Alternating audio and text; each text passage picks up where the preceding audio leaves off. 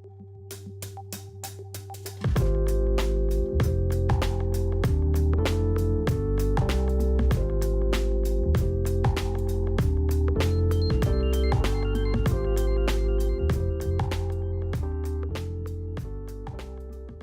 everybody, I want to welcome you guys to Executive Talk, those are here in our studio audience and those are watching online.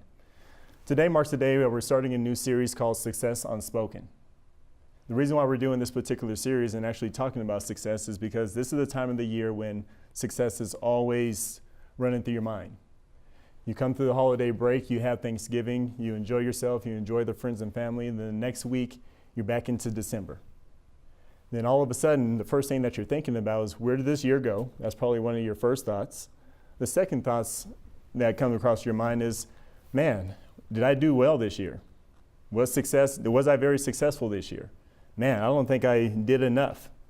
Man, hopefully next year I'll do a lot better. So success is something that plagues us, either good or bad, every single year at this time of the year here in December. So what we plan to do in this particular series is actually address it. I do feel like there is actually a SWOT, which is a strength, weaknesses, opportunities, and threats. So today we're going to actually talk about the weakness and threats of success, because I do believe that success is very unclaimed. There's a lot that goes into it, whether we know it or not, and we're going to go ahead and discuss that. So let's go ahead and get into today's topic. So success in general is a toggle between your SWOT, the strength, weaknesses, opportunities, and threats. And for those who don't know what the SWOT is, it's always in your business plan. They always ask for your strengths of your marketing plan and also the weaknesses of your business model, of your sales process. It's always in your business model.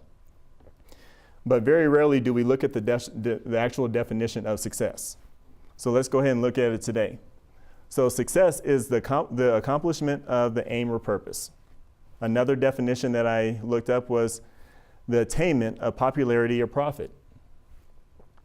Another definition was a person or thing that achieves desired aims or attains prosperity. Now, how many people, even you at home, how many people have actually looked at the definition of success? Probably not a lot. Okay, it's just one of those terms that you just kind of assume that you already know what it is, and that's how we treat success. So my thoughts are, when it comes to success, a lot of the reason why we don't look it up is because we are actually a visible expression of success. Whether you know it or not, we're a visible expression of success. And I'm going to go ahead and prove that theory here. Let's go ahead and look at some key words within those definitions that we saw. Aim, prosperity, purpose, attainment, and accomplishment. Those are some of the things that those definitions highlight within success. And another strong message I'm going to put here is success has caused more failure than anything else in this world. Okay, when you look at this definition, the accomplishment of the aim or purpose, what does that do for you? It probably flatlines. There's absolutely nothing. It tells you specifically that the accomplishment of aim or purpose, but what does that mean? And if we're always trying to attain this thing that we don't really understand what it is, then how can we really attain this goal of success? So in general, we're all trying to achieve this word. In our business life, in our life in general, we're trying to achieve success in all areas of our life. When we look at this, one of the definitions, the aim of popularity or profit. That's all that success is. So think about it, the popularity or profit. Let's think about how we go about our day-to-day business. In order to gain that popularity, what do we have to do? We go to networking events, don't we? Part of that popularity that we're trying to gain is we join networking organizations. Okay, part of that popularity is we do a lot of social media. These are part of the things as part of the success, because a social media person say, hey, you got to get your name out there, you got to get your brand out there. It's part of the word of success. So when I mention that we're a visible expression of success and we're doing it all the time, we're actually doing the definition on a very regular basis, just in the sense of popularity. So what about profit? Of course, profit is, we're always concerned about profit and loss. Did we have a good month? Did we have a bad month? What's the projections over the next quarter? We're always thinking about profit, so we're always trying to aim for the success whether we know it or not. And without understanding, actually looking at the definition and seeing the effects of it, We're just running around doing a lot of successful things, but we're very unaware that we're doing it. So last week I sat with a few people in our audience. I wanted to ask them about success and what it actually meant to them. And one of the questions that I asked was, what is the hardest part of your business to find success in? And what I did is I lumped up a lot of their statements and put it into one here. So there's an unknown promise within business ownership, isn't there? Okay, one of our people in our studio audience said, you know, when you go into business, somehow or another, before you go into business, there's some kind of thought process that you're going to attain a certain level of success, a certain level of freedom. And when you get into business, how much freedom do you really have? Sometimes you're trying to just look for a moment just to take a break. Sometimes you feel guilty actually taking a break. So we keep on, so the success, part of what the stigma on business success really is and what business ownership really is, it becomes a whole stigma. Once you're into it, you're like, I thought there was supposed to be a freedom. I'm supposed to be able to take a nap and feel good about it and still continuously work. But somehow or another, that whole feeling just goes all the way. Letting go of the will. Okay, it's very interesting. You know, we sit in front of business, and part of a business ownership, they say, take those tasks that aren't really helping your profit grow and give them to somebody else. So then you hire a social media person. So you're trying to do the responsible thing as a business owner and gain more time. So letting go of the will is saying, hey, do my social media for me and I'll do the rest of my business. But what happens when you let go of that social media? Do you find yourself looking at your social media to see if the social media person is doing their job the right way? If you don't get enough, hey, I don't have enough impressions right now. Is this really working? Why am I paying you this money? And, oh no, I need to take this back. So we end up micromanaging what we're giving away. The cycle of success. Let's think about it. Let's say you get 100,000. Let's say that's one of your goals that you're trying to attain. That's what you do. And you're like, hey, I made it. This is my number. I'm ready to go. I know I can do this. So then part of your success journey is the next applicable thing is now it's time to hire employees. And the next thing you know, you're like, wait a minute. Now I have 2 full-time jobs. Not only do I have to manage let's say just the marketing environment in and of itself, because you never know what the economy is going to do. You don't have any control over that.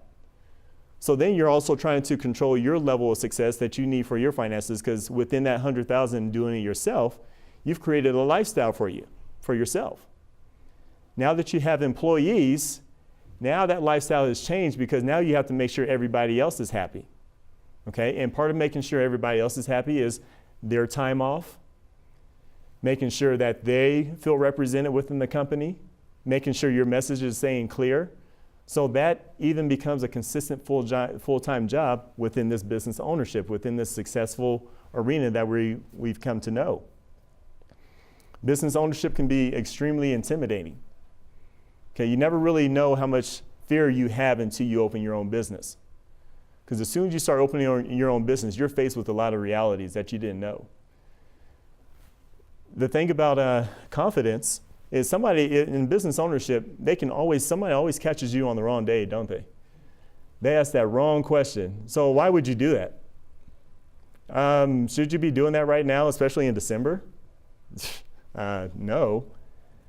You should really probably shut down and then get started in February. It always catches you on that day where you're just not feeling good. You just lost a sale or something didn't happen correctly. Then so your confidence is always in question.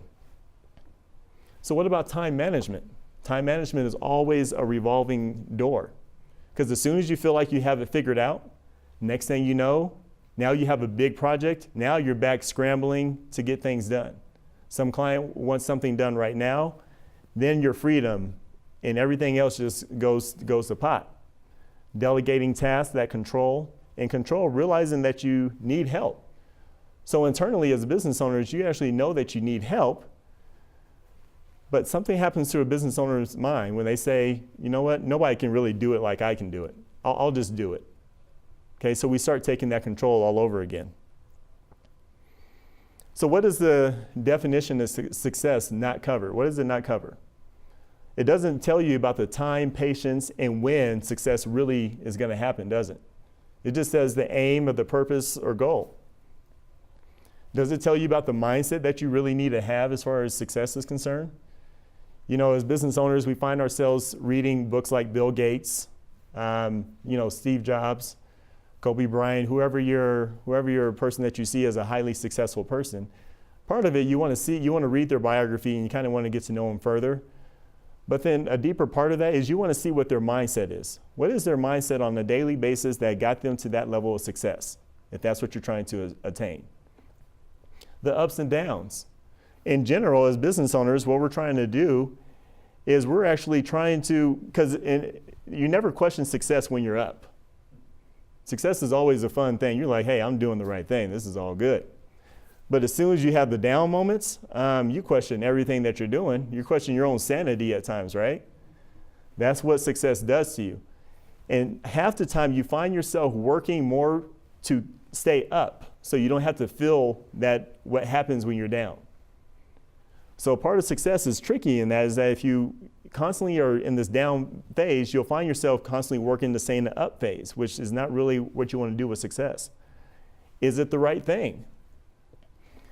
Success, it doesn't cover your actual guilt. Half the time we don't even realize that we sometimes may feel guilty about being successful. And that's something that we're not going to talk to anybody about. That's an eternal thing. This is the funny one, I feel. Doesn't even require you to be a good person. I'm sure you guys seen a lot of people who are successful and you're like, how in the heck do I need to be that type of person in order to be successful? No. But, I'm sure everybody's seen that. Success can be 100% aesthetic. Okay? You can see a brick and mortar building every day and say, wow, they're really doing, I see a lot of people there. But then you can follow that same place the following week and then see for lease sign up there. You're like, what happened? Success doesn't care. It doesn't care about if you want it. It doesn't care about skin tone. It doesn't care about anything. There is no relationship on that front. It does not care. So what about all your emotions around it? See, these are some of the emotions that we don't get to really discuss when it comes to success, and these are some of the threats that so I put the lotto up here as the no expectations. Okay, so when you don't have a good mindset around success, immediately you don't have an expectation. The reason why I put the lotto is, you ever gone to the gas station to get that lotto ticket? In your mind, you know the number, you know it's going to be 97 million if you win, and you're just going to be a millionaire overnight, and then life is good and everything makes sense. So you buy the lottery ticket, you bring it home, and you start circling your numbers, saying, you know what, I'm going to go ahead and pick 12 because it's 12 days to the end of the year. I'm going to pick 14 because it's not my ex's birthday, so I'm going to pick that. So, you have this whole system regarding around the lotto. But do you wake up the next morning watching the news to see if you won? Typically, you're just circling numbers on some random circumstance in order to, and you don't really check it because you don't really feel like you're going to win. So you don't, in this example, you have no expectations. Sometimes you actually don't even trust that success is for you. You heard about it. It's the thing you saw on TV here and there, but you don't really trust it. You've never seen it. Maybe you don't have any personal examples as to what success really looks like. And sometimes you may even feel unworthy of success. That success is actually not for you. It's for a lot of people. You can really put yourself in a position where, what, I'm just gonna work, and that's okay. I'm not worthy of that level of success. The question you should ask within these emotions around is, what is your relationship with success? So the key phrase here is the relationship. There's actually a relationship with you and success. So it is a real thing. So what does your relationship with success really look like? So success is a direct path. If we go ahead and fast forward to the definition, the accomplishment of the aim or purpose. Direct path, it's a very black and white issue, right? So you won't think success is guaranteed. Typically, we don't think success is already guaranteed. And I actually want to go ahead and throw this out there that success is absolutely guaranteed. In everybody's life, success is guaranteed in business, in personal, and everything. And here's the statement to follow up that success does not care if it's chaotic success or good success. It doesn't matter if you're tearing things up. There's success in chaos. You successfully created a chaotic business. You successfully created a great business. Either way, you're doing something successful every day. You can choose to do successful activities for a quarter and then tear all your activities up the second quarter. It doesn't really matter what you do. Success just says aim or purpose. And it's all based on whatever you think. There's no defined rules to success. And also another thought process is success is very stealth. In everything that we do in life, and just in our business model, in our process, success is in every last bit of the step. To waking up on time, to making the phone call on time, to attending the appointment, success is very stealth, but we don't see that. Typically, when success, in order to actually feel it, to quantify, we want to use our five senses. Has anybody ever said, you know what, I am so close to my goal, I can just taste it? You can taste what? How do you taste this goal? Okay, there's that last word, the taste it part of it makes everything really confusing. That means we want to use our five senses to really attach ourselves to success. Okay, sometimes we don't really feel success until we can actually see, okay, this is what I've been looking for, so now this is success. But if we don't see those things, then again, it's very hard to quantify. So with this, we have our own, this is our success process within. So you and success are always doing this. And in this particular slide, I want you guys to look at this as an algebraic equation. So this is A and B. You and success is A and B. And you're always trying to equal X. You're trying to always find X in this scenario. So in this particular scenario, X is your business. This can always be replaced depending on whatever's going to be. But in this particular example, you and success, A and B equals your business. So how does this trail work? So you and success, you and your business, when you're in your up phase in your business model, you're in your business, you're in your up phase, you had a great month. What is your attachment to when it swings back to success? You actually feel great. You're on your way. Things are going really good. Actually believe in success. But what happens to this swing if you and your business, you're having a rough couple of months? Don't you start, this swings back to you and you start to question success? You start to doubt that this is actually for you. And this is where doubt and everything creeps in and the threat of success pops in there. So let's think of this. So that's just one particular trail. So think about your own pressure. What if age was on your mind all the time? Time. Your bills. You can't just send an email to all your bills and say, hey, I'm trying to be successful. I'll pay you guys back in a year, but I just need some time to be successful, right? Retirement.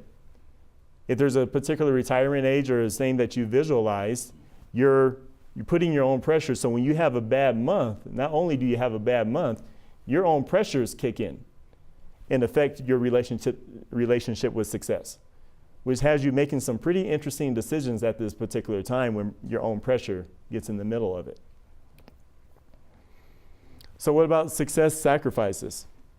Success promotes speed more than accuracy sometimes. When you're trying to aim for this thing called success, you're trying to race as fast as you can go so you can get in and not feel weird. So the way that we try to do that is time.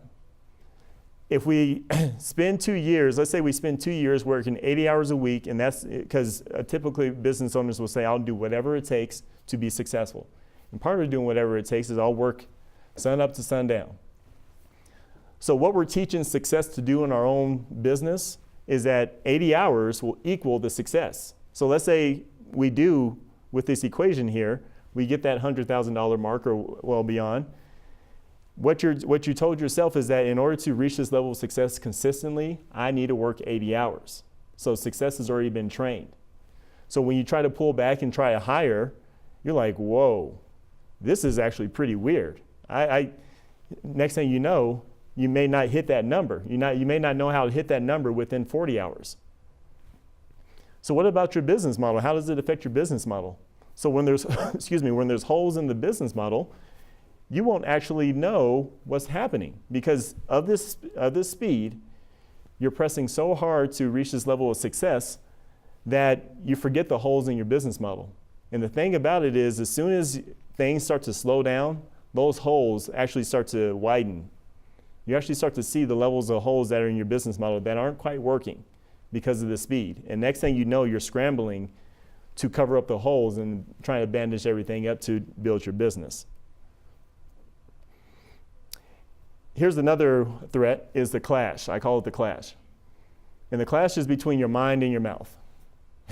The clash is the mind saying, you know what, in the back end, because again, you're not going to verbalize this to anybody, but you're saying, I can't. I really shouldn't be doing this. I really am scared to death of this business model and going out to talk to people.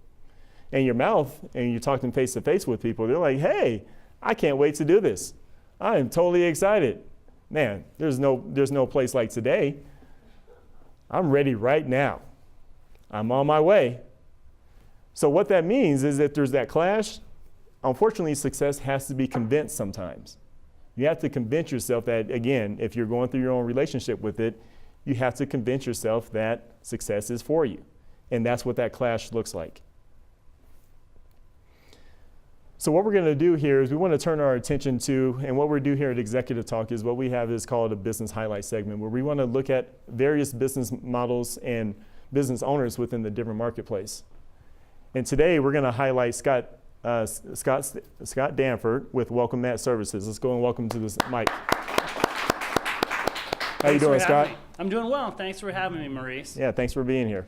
So tell us a little bit about your business. Sure. Like you said, my name is Scott Danford. I own Welcome Mat Services here in South Metro Denver. What we do is connect local businesses to the new families moving into the area each and every month. Our passion really is to help that local business grow by gaining a new loyal customer. Okay. The way we do that is through a new mover marketing program, send out a welcome package to the new families moving into the area. When you think about it, Denver's growing exponentially. Each month, over 250 families are moving into a particular zip code around the city. Well, what we'd like to do is connect those folks to quality businesses in the area, helping create and gain loyalty, gain revenue for that business, but also help that new family feel connected and feel at home in the community. Okay, gotcha. So what kind of business owners, or how can we help you grow your business? Well, sure. I'm really looking to reach out to those business owners that understand and believe in reaching out to the new families to help them feel connected. Okay. The sooner they get them in the door, the sooner they're going to become loyal customers. But being specific, we're looking at when you move, the things that you look for. I need a dentist. I need a salon. I need a pizza place. So those business owners, and when you think about it, are really a great fit for Welcome Mat Services. Gotcha. Well, I definitely need a salon. I need something to figure this out. Well, of course, we all do. Maybe it's a brewery. I don't know. Right. Whatever it could be. But it's really been fun, and it's a great way for me to connect with business owners, and then really have them feel it's almost a win-win, because the business owner grows, and again, the family feels connected to the community, and then I feel empowered because I'm helping both sides. That's it. So it's really been a great journey so far. Welcome, Scott, and then we'll help you find those dentist, salon, and also those pizza places. Excellent. Well, thank you very much. I appreciate it. Thank you for joining us. Thanks. All right. Another business owner that we would like to highlight is Colorado Stone and Granite, and the business owner is John Kern. Let's welcome him to the mic. Thank you, Maurice. Thanks for joining us here, John. So tell us a little bit about your business. Give us a little 30-second spiel about what you do and how you help homeowners. Okay. Well, we're a granite company, and as we're a granite company, we like to go into the heart of the home. That is where everybody makes their magic. And we actually give one of the best little things that there is a granite or a quartz or travertine, whatever the customer wants. We help them pick out whatever kind of pattern that they want, help them match it to their kitchen. And then after that, we do the design, and then we do the fabrication, and we do the install. And the greatest thing about my job is I get to see a great big smile after we get done. Nice. So how can we help you grow your business? What's the best connections for you? Well, the best connection for us is commercial and also residential. We have a long resume of commercial that we've done. We've done the Monarch Casino. We've also done a lot of residential. And there, what we look for is we look for somebody who really just wants to bring the value of their home up, and also not only bring the value of their home up, but they just want something that they can enjoy. And that's what we like doing. Awesome. All right. Thank you, John. Thank you. Really appreciate it. We also will have one more business owner that we like to highlight here, and it's Jim Derman with the Entrepreneur's Choice. So welcome you to the stage. Thank you, Maurice. Appreciate it. Thanks for being here, John. Tell us a little bit about your business. Or I'm sorry, Jim. Tell us a That's little all bit about right. your business. Well, Maurice, the Entrepreneur's Source has been around for a lot of years, and I work with people who are looking for a change in their life and are looking to potentially start a business or get into business, self-employment, or franchising. And I work with them to help them understand what opportunities are available for them. And there's no cost to my clients for my services, which is great. Yeah. One of the recent clients I worked with was a corporate executive who was very frustrated with his job, and I talked to him about his goals and needs and expectations. And as we clarified those, he realized more and more that what he wanted to do was be a business owner. So I presented some business models to him, most of them franchises, that allowed him the opportunity to learn about what business might be like for him and how he might fit into that. So he talked to people who did the business, he talked to the owners, and he decided that's what he wanted to do. And it happened to fit a sweet spot for him from a passion standpoint as well. So it was a great opportunity for him. Awesome. So I like to work with people like that who are in transition, who want to try something new. All right. Are there any particular connections we can help you with? Yeah, one of the best one is if you know somebody or if anybody knows somebody that's in career transition or they're really dissatisfied with their job, Okay. I like to teach them about what could be out there for them. A couple other people that I like to work with are executive recruiters or outplacement folks. So those would be great contacts for me as well. Okay. Thank you very much. Thank you, Maurice. All right. Appreciate it. Thank you. You know, each one of these gentlemen that came up to the stage, you know, as far as Scott's concerned, with Welcome Mat Services, you want somebody who's very welcoming, obviously, because the name brands Welcome Mat Services. And with knowing Scott and actually spending time with him, he's a very welcoming guy, and he's very tuned into his business. So with John here, he's a very honorable guy. You know, there's a lot of people out here, especially in the contractor world, that do this or in that business, but John is somebody that you can absolutely trust. And Jim, you know, this is with transition, with anything that's in the transition mode, it requires a lot of courage, number one, and you need somebody to really coach you through that. And Jim has the right personality and the very calming spirit to actually help you coach through that process. So that's why you want to use these particular business owners to for your services and needs. So thank you guys for being here and doing so good in the marketplace. I want to welcome everybody to visit all our social media. We have LinkedIn, Twitter under Exec Talk, YouTube under Executive Money Inc., Facebook Executive Talk, and also Instagram. These are the ways that we connect with people and also generate conversation. So I want to welcome everybody to the show. Thank you guys for viewing us online, and I got to get back to work.